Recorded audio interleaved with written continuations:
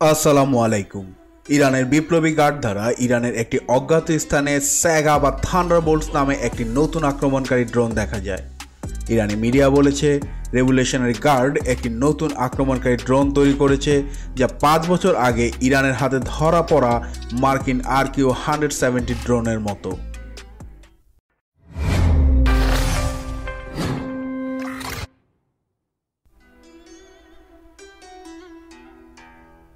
আধা সরকারি Tasman news agency বলেছে সেগা ড্রোনটি রেভলিউশনারি গার্ডের অ্যারোস্পেস ডিভিশন দ্বারা তৈরি করা হয়েছিল এবং এটি সিমরাট ক্লাসের ড্রোন যা RQ-170 সেন্টিনেলের অনুরূপ তৈরি করা হয়েছে।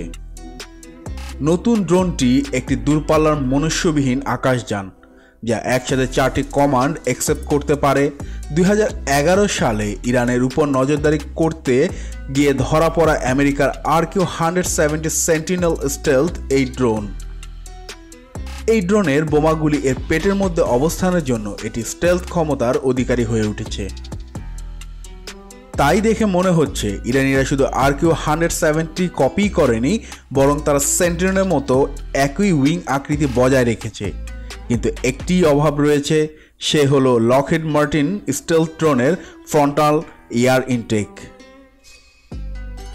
2011 সাল থেকে এভিয়নিস্ট দ্বারা ব্যাপকভাবে রিপোর্ট করা হয়েছে যে এটি সম্পর্কে বিভিন্ন তথ্য রয়েছে।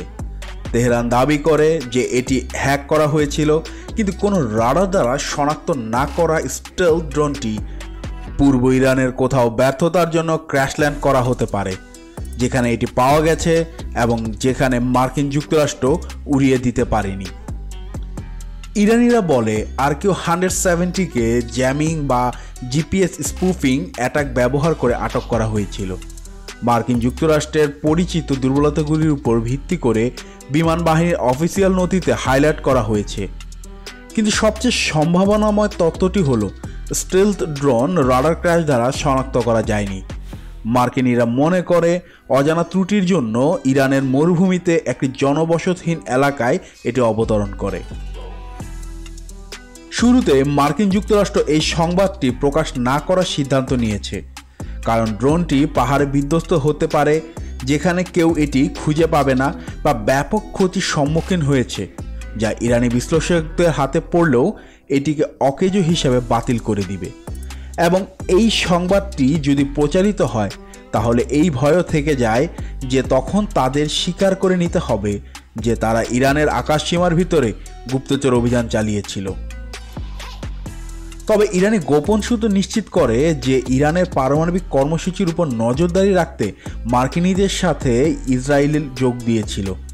ইরান 2011 সালের ডিসেম্বরে আটক হওয়া লকহিড মার্টিন RQ-170 এর রিভার্স ইঞ্জিনিয়ারিং মাধ্যমে নির্মিত সেন্টিনেল ড্রোনের একটি কপি উন্মোচন করা এবং সময়ের সাথে সাথে ইরান এটিকে আপডেট করে চলে। 10 নভেম্বর 2014-এ দ্য সেন্টিনেল ড্রোনের ইরানি সংস্করণটি ইরানের হাতে আটক হওয়ায় আসলটির পাশে প্রদর্শিত হয়েছিল। ইসলামী বিপ্লবী গার্ড কর্পসের অ্যারোস্পেস ফোর্সের কমান্ডার ব্রিগেডিয়ার জেনারেল আমির আলী হাজিজাদা ঘোষণা করেছেন যে RQ-170 ড্রোনের একটি ইরানি সংস্করণ যা উভয় কাজে পরিচালনা করার জন্য আপডেট করা হয়েছে। এর স্পেসিফিকেশন: ক্রু সংখ্যা 3 জন on ground, length 14 feet 9 inch, wing span 38 feet 7 inch, height 6 feet. Power plant ইউএসের তৈরি ড্রোনে একটি গ্রেড TFE-731 আর জেনারেল ইলেকট্রিকের TF-34 টার্বোফ্যান ইঞ্জিন ব্যবহার করে, আর ইরান নিজেদের তৈরি টার্বো ইঞ্জিন ব্যবহার করে। Performance: endurance 5 to 6 hours, service ceiling 50,000 feet. Dear viewers, ইরানের এই ড্রোনটি কি আবার কামিকাজি ড্রোনের মতো গেম চেঞ্জার হয়ে উঠবে? আপনার মতামত আমাদের কমেন্টসে জানান, আর আমাদের চ্যানেলটি সাবস্ক্রাইব করুন, লাইক ও শেয়ার করুন এবং পরবর্তী আপডেট পেতে বেল আইকন প্রেস করুন। আর ডেসক্রিপশন বক্সে আমাদের ফেসবুক পেজের লিঙ্ক রয়েছে, লাইক দিয়ে আমাদের সাথেই থাকুন। ধন্যবাদ।